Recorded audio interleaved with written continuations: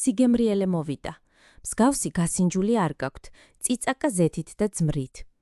ინგრედიენტები: წიწაკა 10 კილო, ზეთი 1,2 ლიტრი, ძმარი 1 ლიტრი, ნიორი 500 გრამი, ნიახური, ოხრახუში, ქინძი, წითელი წიწაკა, დაღერღილი, მარილი 1,5 ჭიქა, შაქარი 1,5 ჭიქა. მომზადების წესი: დიდ განიერ ქვაბში ჩავასხი ძმარი და ზეთი, ავადუღე, დავამატე მარილი, შაქარი, დაღერღილი წიწაკა. ამ ნარევში ნაწილ-ნაწილ მოვთხუშე წიწაკა ფერის შეცვლამდე.